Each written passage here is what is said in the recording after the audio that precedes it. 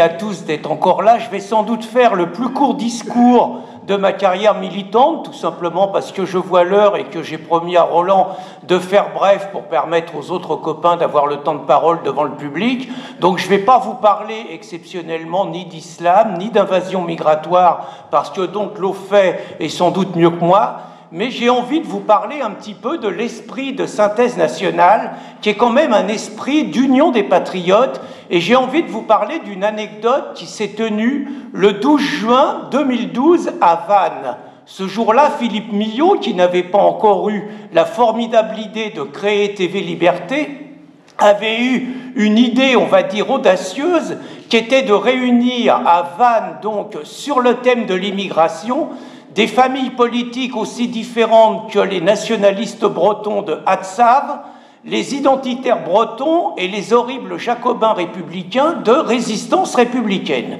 Donc le matin, tant qu'on parlait d'immigration, tout se passait pour le mieux. Le midi, sans doute que tout le monde avait bien mangé. Et on va dire que l'après-midi, à partir du moment où tout le monde ayant bien mangé et où le fait que nous sommes d'irréductibles Gaulois, l'envie d'en découdre sur nos différences avait l'air d'avoir pris légèrement le dessus sur l'envie de continuer à avoir un discours fédérateur sur l'immigration. Et donc nous avons commencé à entendre les nationalistes bretons nous qualifier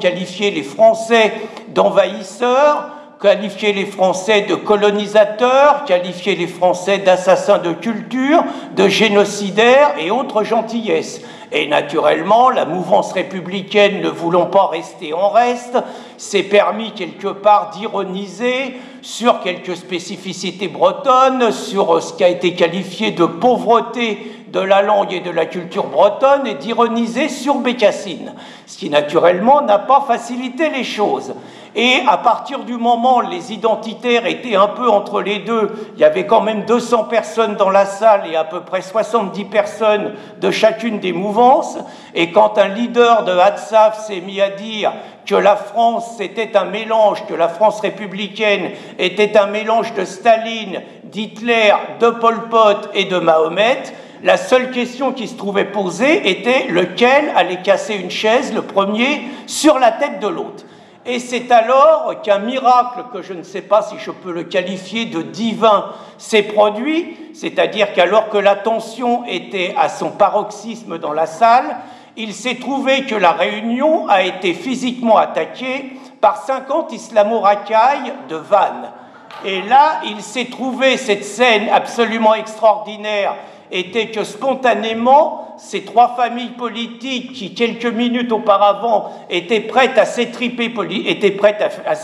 physiquement, se sont retrouvées en chaîne à faire un service d'ordre d'une 50aine de personnes. Les premiers cailloux sont partis. Un identitaire, sans doute un peu plus pressé que les autres, a chargé tout seul les 50 islamo-racailles, ce qui a quand même obligé un petit peu tout le service d'ordre à anticiper. Ça a été une belle charge, il y en a quelques-uns qui ont saigné de la tête, on a reçu des cailloux, mais disons que l'envahisseur, l'agresseur est parti, et il y avait un sentiment de victoire. Je peux vous dire que dans les minutes qu'on suivit, et l'ensemble du reste de la soirée, l'ambiance n'était plus du tout la même. Je peux vous dire que tout le monde avait le plaisir de boire une bière ensemble, tout le monde a eu le plaisir le soir de partager la table ensemble, et quelque part, ça n'a pas été seulement, j'ai envie de dire, des renforcements de solidarité patriote d'un soir, puisque chose absolument invraisemblable, une année plus tard, Christine Tazin, présidente de Résistance républicaine, et Ronan Le Gall, président d'Hatzav, animaient conjointement une manifestation de protestation devant la mosquée de Brest contre l'imam de Brest, sympathique personne qui racontait qu'écouter de la musique transformait les personnes en singes et qui recommandait comme thérapie la pisse de chameau. Donc, tout ça pour vous dire que je trouve à travers cette histoire qu'on est totalement dans l'esprit de synthèse nationale et que je crois qu'on a sur le terrain, en travaux pratiques, quelque part, on va dire, le ridicule de certaines querelles, de certaines divergences quand on voit la réalité. La réalité, c'est que nous sommes dirigés par des collabos qui ont décidé de réduire au silence et d'éradiquer notre mouvance, quelles que soient les sensibilités de notre mouvance, quels que soient ceux qui ont une préférence pour l'État d'Israël contre les Palestiniens ou pour les Palestiniens contre l'État d'Israël, ils s'en foutent complètement. Ce qu'ils ne nous pardonnent pas, c'est de ne pas accepter l'invasion migratoire, c'est de ne pas accepter l'islamisation de notre pays et de nous battre pour notre liberté d'expression.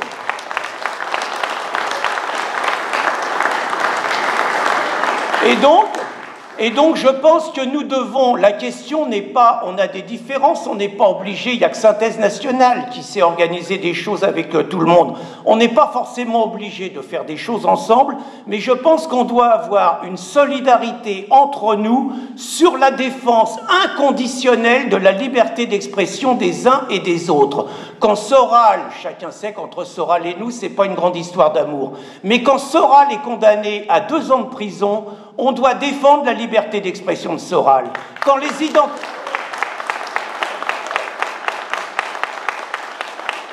les identitaires sont massacrés, 70 000 € d'amende, 80 000 € d'amende, 1 an de prison avec sursis, on doit défendre les identitaires. Quand Ivan Benedetti est traîné devant les tribunaux, même s'il s'en sort pour avoir dit devant des députés ce qu'il pensait, on doit défendre sa liberté d'expression.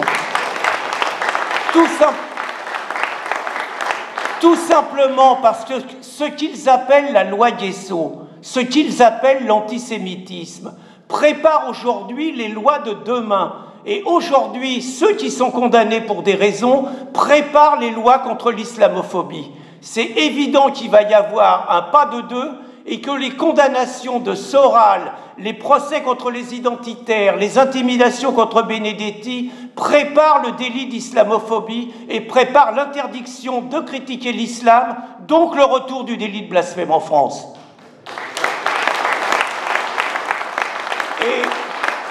Et je finirai donc, puisque j'ai promis d'être bref,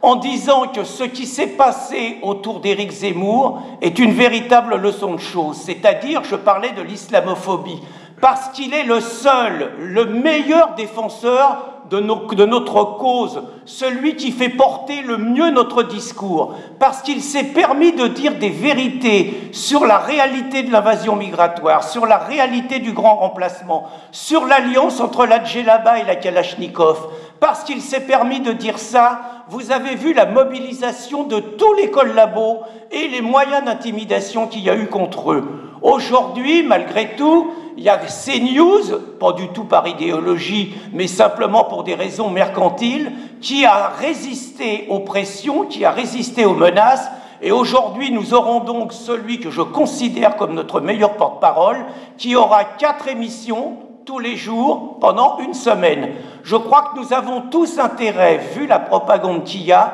à faire en sorte que la parole d'Éric Zemmour soit entendue et que CNews fasse un raz-de-marée au niveau des audiences pour faire aux collabos le bras d'honneur qu'ils méritent. Je vous remercie.